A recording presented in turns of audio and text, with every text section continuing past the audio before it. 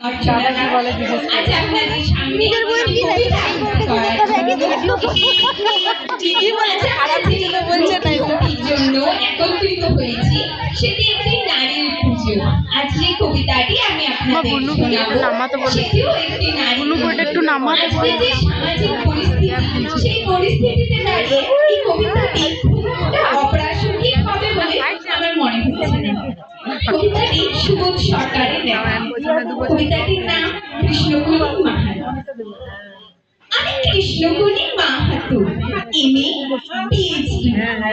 আমার গা অমাবস্যা, আমার চুল মেষ পালকের ফালকে, আমার পিঠ সাঁওতাল পরগনা, আমার দুটো ঠাই, একটা বাঁকুড়া, একটা পুরুলিয়া। আমি করিয়া হয়তো মেয়েদের মতো আরশোলা দেখে ভয়ে পালিয়ে আসি না। তোমায় বাহা তুলে যাওয়া বাবা কতবার আমার বই পুড়িয়ে দিয়েছে, কতবার আমার দুঃখী মা বলেছে মেয়েদের বড় হতে নেই। আমি ইউরোপ থেকে ডাক পেয়েছি, এই দেখো ইমেল। দলিত সম্মেলনে আমি পেপার পড়তে চলেছি, আমি তোমার কৃষ্ণকলি মাহাতো, এমএ পিএইচডি। আমি যার কাছে পিএইচডি করতাম সেই প্রফেসর আমাকে রায়চকে নিয়ে যেতে চাইলেন। আমি বললাম কেন, রায়চক কেন? উনি বললেন রায়চকে না গেলে পিএইচডি পূর্ণ হয় না। আমি বললাম আমি আপনার ফ্ল্যাটে যেতে পারি। উনি আটকে উঠে বললেন না না, আমার বাড়ি না। আমার পিএইচডি 1 বছর পিছিয়ে গেল। আমি ফোন করলাম, স্যার আমি রায়চকে যাব। কবির ঘরে তিনি আমার মুকুট মণিপুরে হাত দিলেন, আমার সাঁওতাল পরগনার হুক খুলে ফেললেন। হাঁ হয়ে দেখতে থাকলেন আমার বাঁকুড়া, আমার পুরুলিয়া।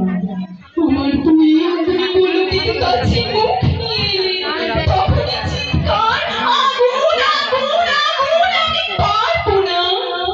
সেদিন আমার প্রফেসর আমাকে ফেলে পালিয়ে গেলেন।